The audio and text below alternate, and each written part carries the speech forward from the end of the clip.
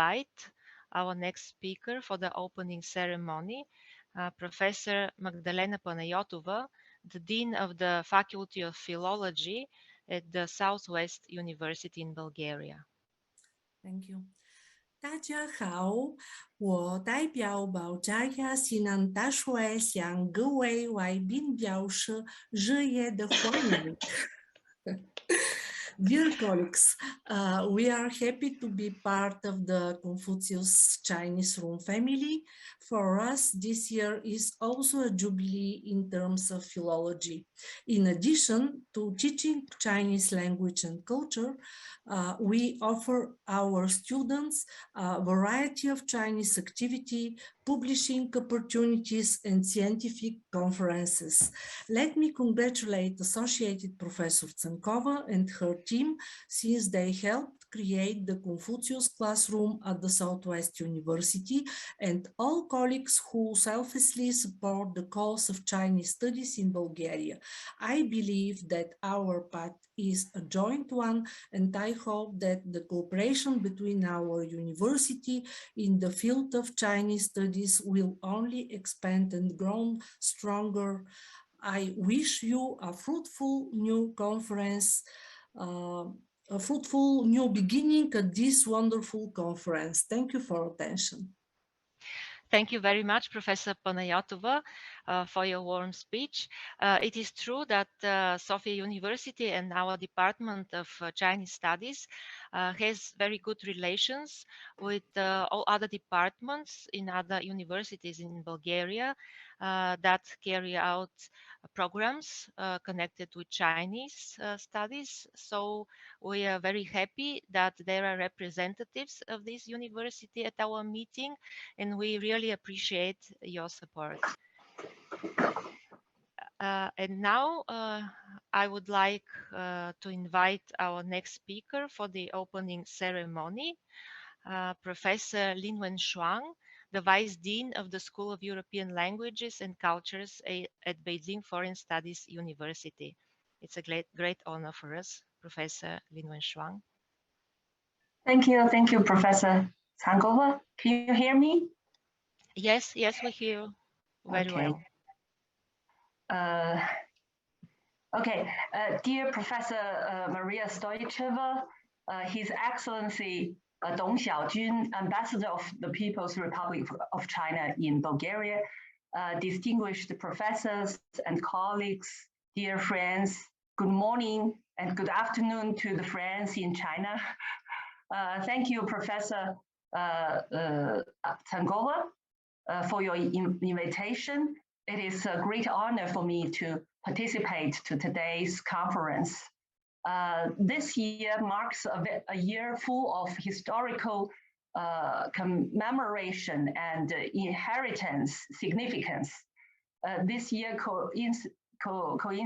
coincides with the 80th anniversary of the establishment of Beijing Foreign Studies University and the 60th anniversary of the establishment of Bulgarian program in BFSU. And also this year marks the 13th anniversary of the Chinese Studies program at Sofia University, Sveti Kliment Ohridsky. This highlights in the history of our two universities helps us to gather today online for the purpose of celebrating and commemorating.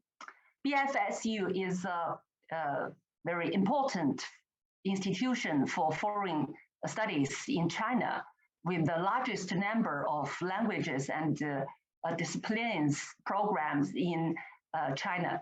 It has been approved to offer 101 foreign languages and is an important base for foreign language education and international studies in China. Let me tell you a story about the Bulgarian program, first of all. On a Monday in September 1961, 15 young students and a young teacher from all over the country began to learn Bulgarian alphabet Cyrillic in the classroom of the campus. This day became the day when the unique Bulgarian major in China was established.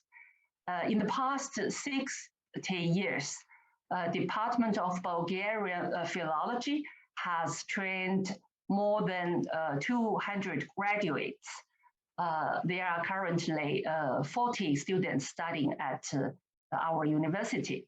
Most of the graduates have been active on the stage of exchanges between China and Bulgaria in various fields, engaged in diplomacy, economy, and trade, culture, education, media, and so on and so forth. In the previous year, Bulgarian program at BFSU was approved as the first batch of national first-class undergraduate major site. It is also the best interpretation of the achievement of the Bulgarian major in the past years.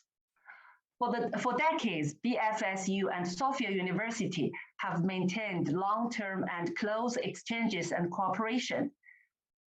The exchanges between the two universities agreement that we signed is not just an agreement on paper, but an agreement of great practical significance and value.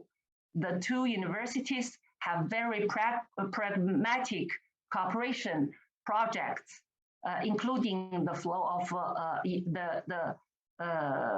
the exchanges of students and teachers, personal training, scientific research cooperation, and cooperation between entities and institutions.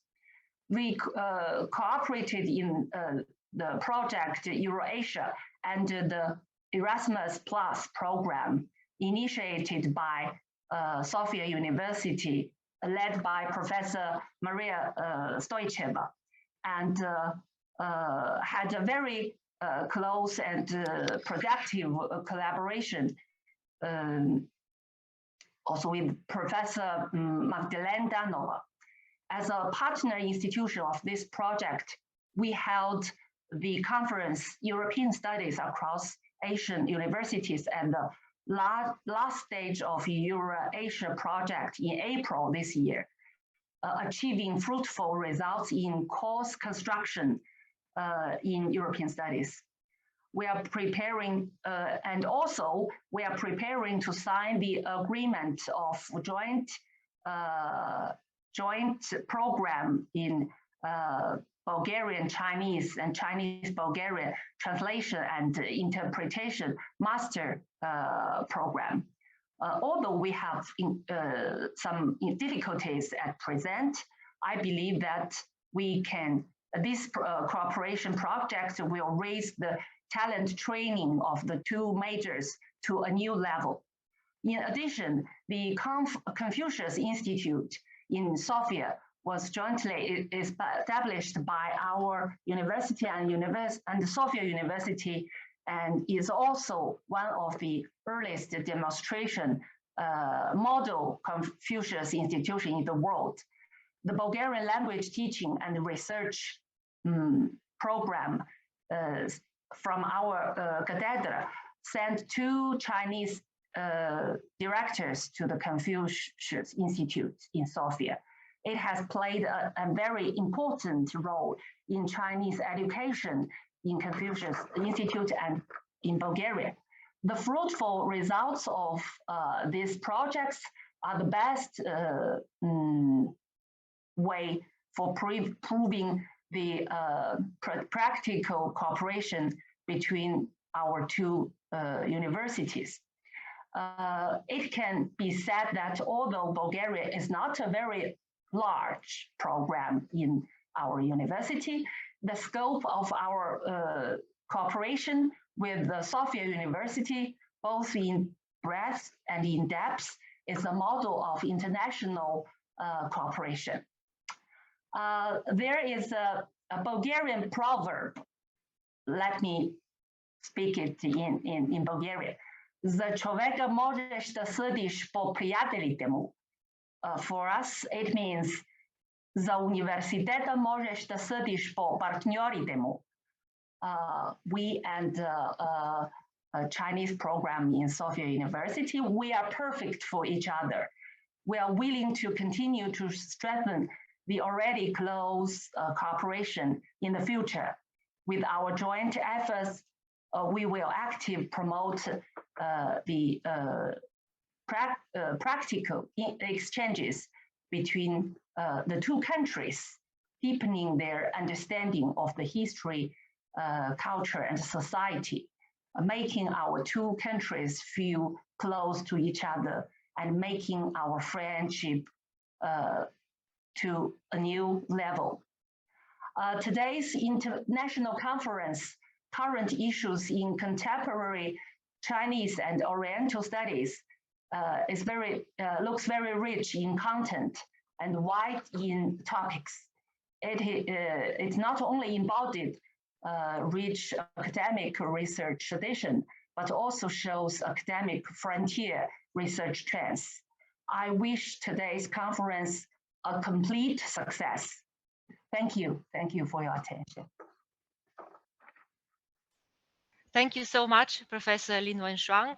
It is true that our two universities are natural and long-term partners and counterparts in different projects, covering almost every field of study, from research to academic teaching, and even more broad projects like Eurasia project. So it is really a great honor and always a pleasure for us to meet you, either online or in person. And we hope that we'll soon have opportunity to meet with every one of you. So now I would like to invite Associate Professor Iskra Mandova, a representative of the Department of Classical and Eastern Languages and Cultures at Veliko Trnovo University, St. Cyril and St. Methodius, also a partner university of ours. Dear Professor Stoicheva, Vice Rector of Sofia University, Your Excellency, Mr. Dong Xiaojian, Associate Professor Tsankova, Head of Chinese Studies Department, colleagues and foreign experts, ladies and gentlemen, hello everyone. It is my great honor and pleasure to attend the second International Conference on Current Issues in Contemporary Chinese and Oriental Studies, dedicated to the 30th anniversary of the Chinese Studies program at Sofia University. I would like to thank all the organizers for kindly inviting me to give a speech at the opening ceremony and express my sincere greetings on behalf of my colleagues from the University of Veliko Trnovo. Most of us here know that only 3 years after the founding of the People's Republic of China, the famous Chinese linguist Zhu Deci arrived at Sofia University in 1952, and in March 1953, he started teaching Chinese to Bulgarian students. So Chinese language teaching at Sofia University has almost 70 years of history, but the Chinese Studies program was officially started in 1991, offering great quality of education, which is guarantee of success for the graduates. 30 years later, this program is still unique for our country, since the Chinese language and culture are involved in much different types of bachelor and master degree programs in other universities in Bulgaria. Through the wonders of modern technology, our world is more connected than ever before. Nowadays, scientific results and ideas can cross oceans with the click of a button. I believe that during this conference, everyone will find topics that are interesting for him or her, so we can exchange thoughts and ideas. Happy anniversary, dear colleagues. I wish you all a very fruitful conference. Thank you. Thank you very much, Professor Mandova. It is always a great pleasure to meet all the colleagues from other universities that are also dealing with Chinese studies. And this is a wonderful opportunity, this conference and our anniversary, to get together once again with everyone from every university and every country that you're present here now.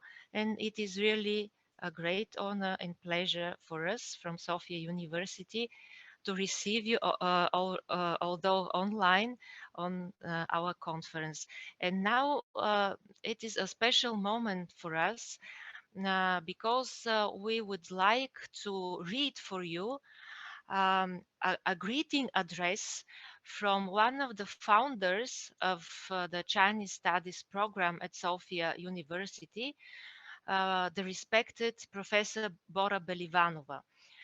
She was not able to attend the meeting online, but she presented her paper or her greeting address, which is really a unique one because it is typed on a typewriter, because she doesn't use computer still. But it is really typed like many years ago, and it is written deep from her heart. I'm sorry that because we received it only yesterday night, we didn't have the time to translate it into English, and it would be very difficult to make a simultaneous translation at the moment, but we will publish the translation in English in our book of proceedings. So let me invite our colleague Evelina Hein, who has the manuscript in her hands, to show us and to read it for us, although in Bulgarian. I want to apologize once again to our foreign guests, but we would like to present it, although in Bulgarian, and just make you feel the mood and sound of her speech. So please, Evelina. Should I share also the screen to let our guests see the scanned version, or maybe just just to read it aloud? Okay, you can share. Please, the host, Teodora Tsoncheva, give the host to Evelina Hein so she can also show us the scanned version. Okay, Evelina, you're the host now, Eva. Okay, then I can try to find it because it's really interesting. Yes, this is really a unique address that we Very received, touching. and we value it really. It's Hi. really touching for me, and I hope that I can share the screen. And I would say that I must say that Evelina Hein is really graduated from the first group of Chinese Studies program. Is it true, if I'm not mistaken? Yes, that's true. That's true. Oh, this is I'm also, really yeah. from the first batch, and that's why maybe it's touching for me having now these papers in my hands. So I start to read it. Уважаеми и много скъпи за мене колеги от България и света, искам да ви поздравя с това огромно, разбира се, зависи от гледната точка, постижение, 30 годишнината от откриването в България, Софийския университет, в факултета по класически и нови филологии и в новата структура към него, Център за източни езици и култури, не на друго, а на специалност китаистика. В скоби, що за хрумване, като че ли всичкото друго ни е наред, та до китаистика опряхме. В скоби тук, може би и по-нататък, цитирам буквално реплики и реакции на различни отговорни личности през времената. Не мога да преценя с претенции за точност, но ми се струва, че 30 години е време достатъчно за една университетска специалност да се установи, стабилизира, оформи и обогати като комплекс от знания и умения, така че да е в състояние да отглежда пълноценни кадри. Дори ако това е китаистика, специалност рядка, екзотична и други. Преди това обаче има предшестващ период от приблизително 4 десетилетия, когато тук-там се правят плахи стъпчици в тази посока, които при мене поне срещат як зид. И този следващият период остават в съзнанието ми като епизоди, скици от едно стремително отминаващо цяло. Няма да правя анализи, няма да сумирам резултати, само ще нахвърлям няколко такива скици. Един ранен епизод. На границата между 40-те и 50-те години на миналия век събирам кураж и отивам в китайското посолство в София с един единствен въпрос. Кога в България ще започне изучаването на китайски език? В посолството са свикнали с посещения на най-разнообразни личности, така че върлинестата хлапачка, оформена далеч не представително, не прави изключение. Сигурно не прави изключение и въпросът. Служебното лице от канцеларията, българин, търпеливо обяснява, че това сигурно предстои най-малкото като част от правителствените взаимоотношения, но за сега все още няма нищо конкретно. А междувременно, край вратата на помещението снуват разнообразни по вид и по възраст китайци, без, както предполагам, настойчива потребност да бъдат там, но как да не надзърнеш и да погледнеш. След известно време в София се появиха 5 китайски студенти, пратени да изучават българистика. 4 момчета и 1 момиче. Движеха се винаги заедно, като едно изпъкващо на общия фон ято, оживени, забързани. Особено се открояваше тя, стройна, изящна фигура с дълги черни плитки. Как да не я запомня? По-късно, след години, станахме познати, а след това и приятели. Но първите впечатления от това чуроликащо ято останаха незабравими. 2 имена, 2 личности положиха първите камъни в основата на бъдещия градеж – професор Джу Даси и преподавателката Джан Сун Фън. Двете фигури, познати на всички, ако не визуално, то най-малкото като имена, са също незабравими представители на своята страна. Професор Джу пристигнал тук като лектор със специалната задача да открие изучаването на езика, оставяйки професионални ангажименти и задачи в Китай и в чужбина. И Джан Сун Фън вече живяла в България и опознала страната ни и езика ни до степен да бъде преводачката на лектора. 2 фигури в подножието на една от най-големите амфитеатрални аудитории на Софийския университет, препълнена почти изцяло. Визуално изискани, сдържани, на слух абсолютно потвърждение за мелодичността, музикалността на езика, който преподават. Тогава аз, вече студентка в Софийския университет, малко самоинициативно се движих известно време с тетрадка, в която записвах желаещи да изучават китайски език. Достъп съвършено свободен. Аз тичам подир някого, друг тича подир мене по коридорите на университета, но в крайна сметка в аудиторията имаше като за начало над 200 души.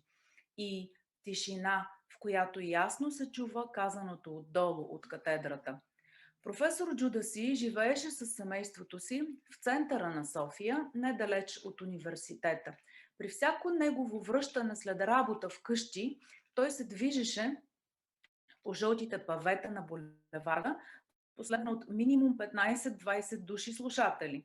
Разбира се, водеха се разговори, но не това беше най-важното. Най-важното беше изумителното усещане да вървиш редом с професора или зад него и да изпитваш дълбоко чувство на тих възторг.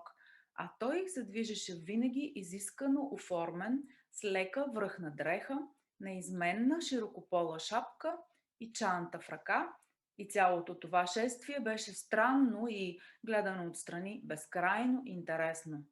Джан Сун Фън пък живееше съвсем близо до университета, така че върволицата от изучаващи китайски език беше не толкова съпровождаща, колкото посещаваща дома й, до степен, че в някои моменти нейният съпруг и 2 й сина са се чувствали сигурно като в хан.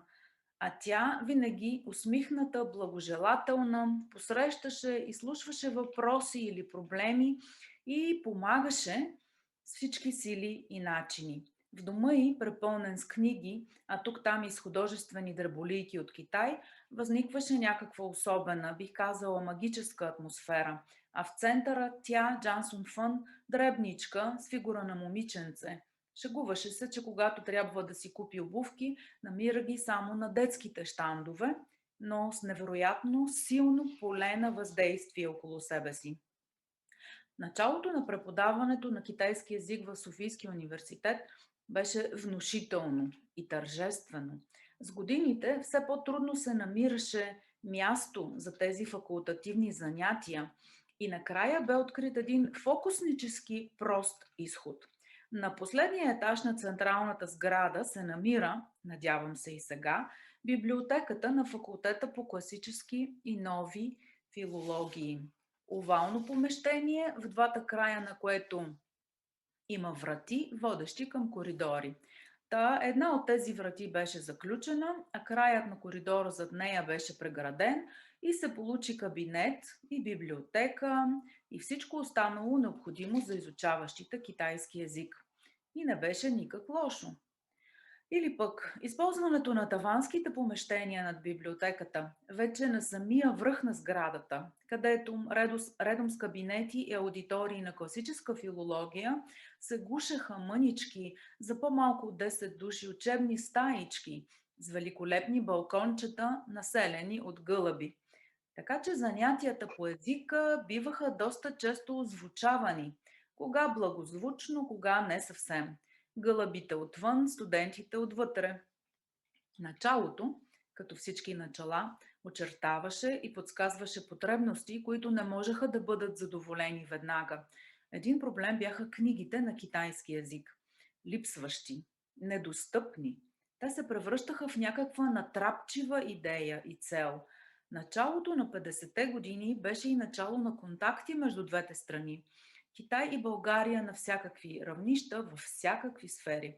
Една от тези сфери беше книгообменът, прекрасна форма на опознаване, ако не беше езиковата бариера. Поради това, доста институции получаваха книги, списания, научни поредици и прочие от Китай.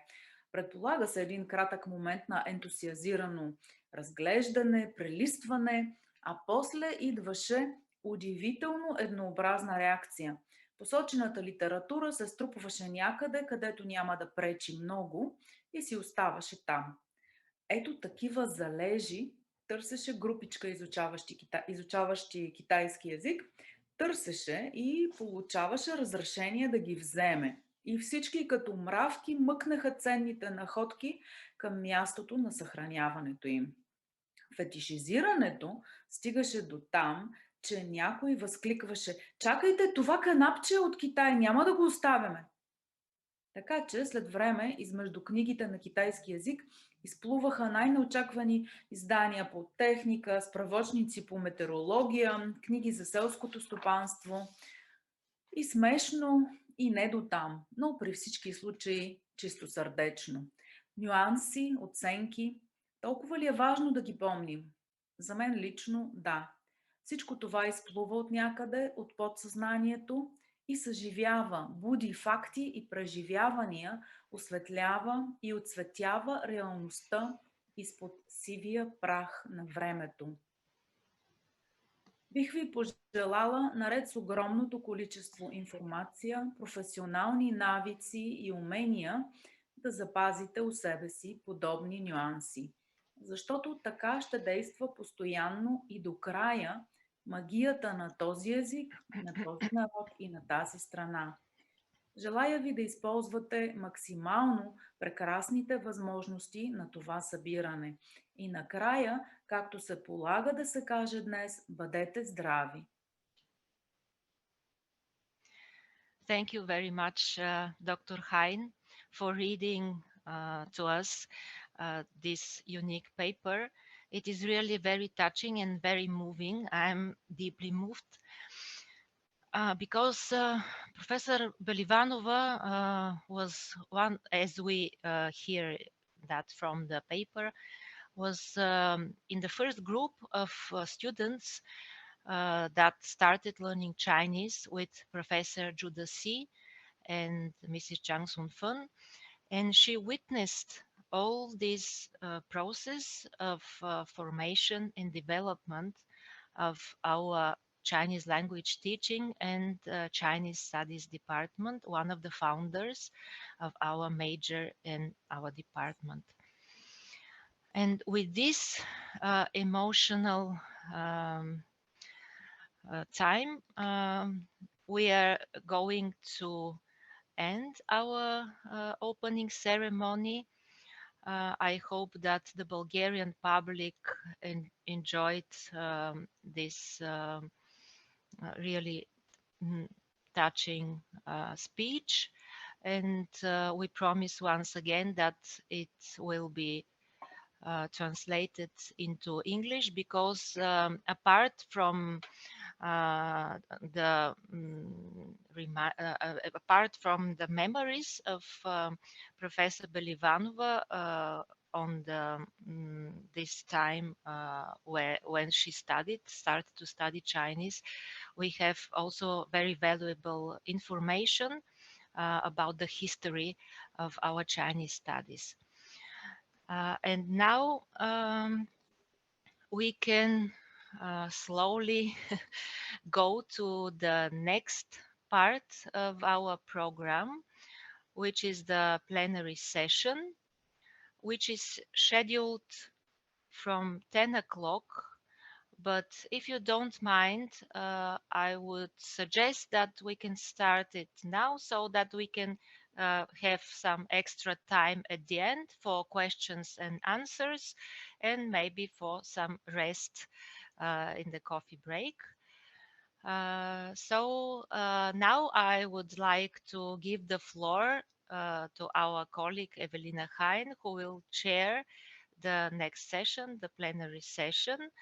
And I would like once again to thank you all, dear colleagues and participants, for being here with us, for sharing our anniversary. And we're always very willing to cooperate on different fields and projects with universities and specialists from all over the world. So let us start our plenary session. Please, I give the word to Evelina. Thank you, Professor Tsankova. It is my pleasure and my honor to chair our plenary session. First of all, I would like to read aloud the message from our Vice Rector, who just wrote in the chat, "I wish success to the conference and the academic discussions." And there is also a suggestion from Dr. Parui. I have some suggestion, if you allow me. So maybe we could hear your suggestion, Dr. Parui. If you still audible? Am I audible? Yes, yes, Yeah. yes. Hi. Firstly, I would like to thank Sophia University for arranging this conference, and I would like to congratulate all my participants and the Chinese friends. Tajiao. So basically, my concern was if we can have direct approach, like some kind of collaborative projects with Bulgaria University and in our university, since I'm heading the Department of Chinese Studies in Amit University, Gurugram, that is in India. There's a northern part of India, Amit in Gurugram. So we have different kind of mindsets to collaborate with people, collaborate with the project and the institution. So first thing is about the collaborative project, where we can translate some Chinese material into your English or any regional languages, that kind of project. And another project is about the start coming up a kind of journal, if we interdisciplinary journal where language, literature, culture all together can be combined. Because when we talk about language, so it's a cultural aspect. So language is the aspect which connects people directly. Of course, So- you are right, Dr. Parui. And I think there will be really time to discuss your suggestions, and I'm sure there will be other suggestions from Yeah, other sure. colleagues. So we could do this a little bit Sure, later, sure. if Sure. you allow me Yeah, now yeah. to invite our you. plenary key speakers. Okay, thank you. So the first guest that I would like to invite is from Moscow City University, Professor Vladimir Kurdyumov.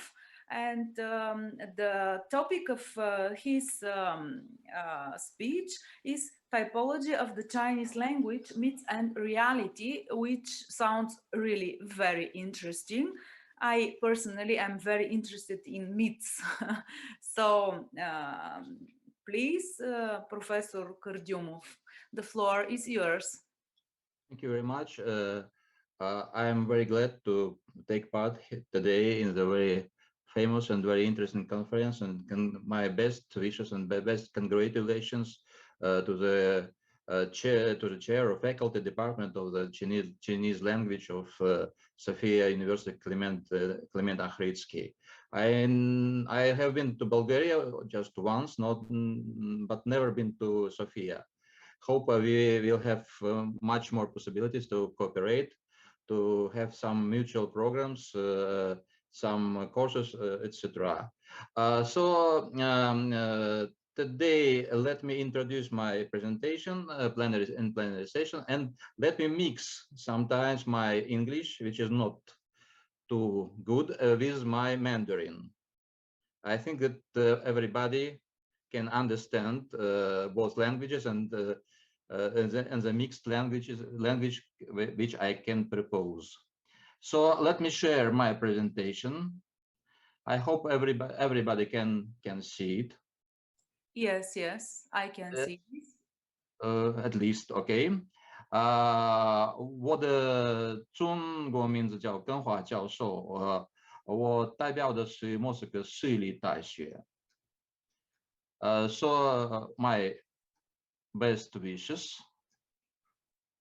恭喜索菲亚华语教学，索菲亚大学华语教学30周年。You could also speak in Russian. We could still understand. Everybody, Not everybody. Only the older. Okay, sometimes I cannot find some words for my terms in Chinese or English. I can use my Russian. Thank you very much. So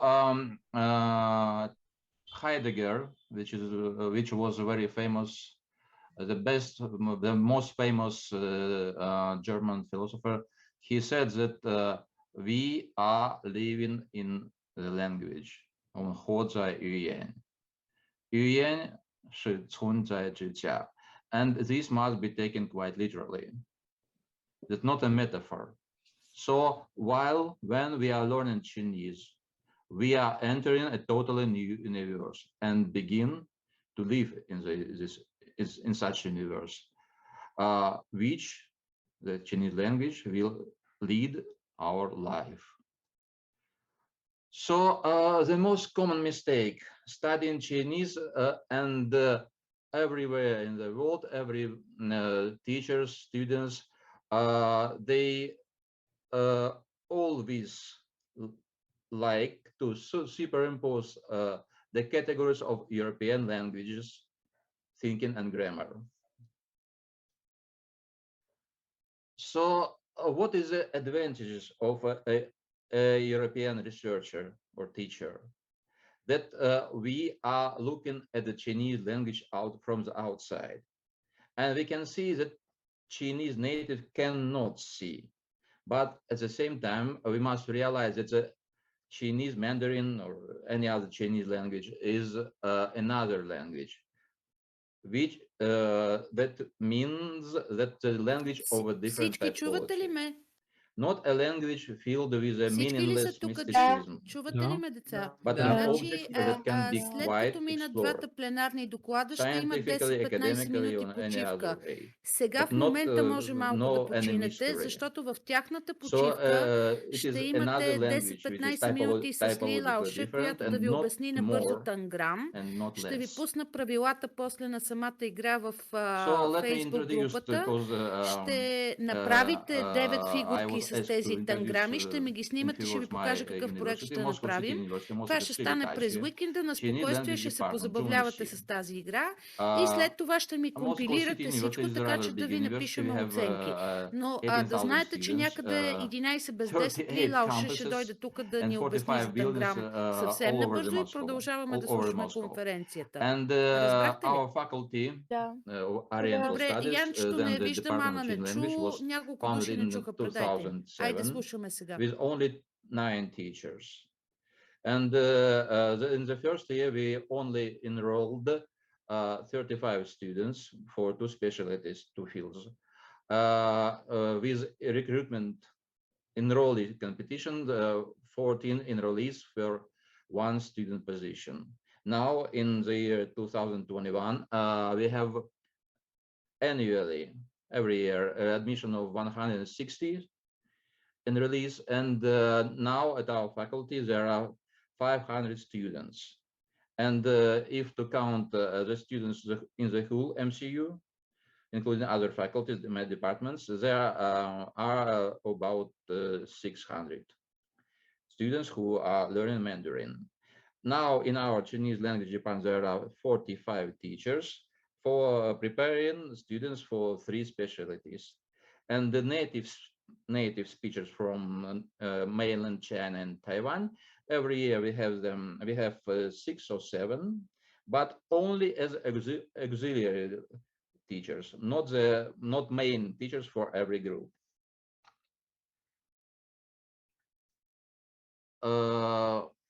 We have very wide international cooperation with 28 universities in China mainland and out of China mainland. And in fact, every our student during the studies has the opportunity for free once or twice in 1 year or one term to study abroad in mainland China or in Taiwan or in Hong Kong at a partner university. So during the pandemic, now we have mass online courses, now 160 students with Taiwan universities. And we will hold our international conference in February of 2022. As for our students, for example, in year 1014, our students, Nikita Kuzmin, was awarded the first prize in international Hanyu Chao competition worldwide. 他成为无名之一，世界上最棒的参加那个比赛的学生，大学的学生。对。So as a former dean of the department, I had the department for 14 years. Now I'm a usual professor, but I was a professor and dean since 2007 until 2020. I think that a student which is learning Chinese language should master the basics of continental Baihua in the form of Putonghua, or Goyu in another places of Chinese people, to have an idea on the basics of the classical literary language Wenyan, and the basic understanding of the so-called dialects or regional varieties and accents. And all of the above, the student needs to know, be able to explain, own speech skills in order to navigate in a particular situation of communication. Anyway, the students need systemic theory. That is now a big problem, I think, in every university. So what are the main problems in the present day Chinese studies in the universities? I think the first one is a transition to the gaming, to the relaxed, playful learning. But as any complicated object of study in Chinese need a hard work, hard labor. Chinese language is a hard labor. As for me, I studied Chinese since I was 8 in my primary school, but most of the students they are beginning studying Chinese only while entering the university. Plenty of random people as native teachers. So in many universities in Europe, in Asia, in Russia, there are many random people who can teach, who want to teach Chinese language. Theoretical illiteracy of Chinese language teachers. Lack of knowledge of the basics of history, politics, of culture. We, as we present the older generation, of course, we know history, politics, the same of complication history of the Maoism, culture of the revolution also. But the students of present day times, they don't know anything. And a lack of understanding that Chinese and Chinese world are much wider than the area of Putonghua. So it is just possible to learn a Chinese language during the courses. But if a student is in a university, foreign language as a specialty as an academic specialty should raise you to a new level of comprehension of reality. But now everyone forgets about it and mistakenly considers higher education to be just a primitive continuation of the education of the primary, secondary, or В higher месенджер school, ви high питам school. въпроси, там ще пишем, там ще комуникираме за So what are the main конференцията, problems in гледайте я. Chinese linguistics, as I suppose? First one, the avant-garde linguistics of the 60s, 80s went into oblivion now for almost, I think, for almost 30 years. Scientific rankings and transfer to the humanities of the research we now are writing our articles using the requirements of the technical science, because all of us need the ratings. In theory, abandoning global generalization in favor of small problems and very particular research. Rejection of theoretical foundation in linguistics. Generative or descriptive linguistics now are total. They are total, but they cannot solve general problems. And sometimes somewhere in Western Europe, predominance of Chinese historical linguistics and historical lexicology. Yes. Okay.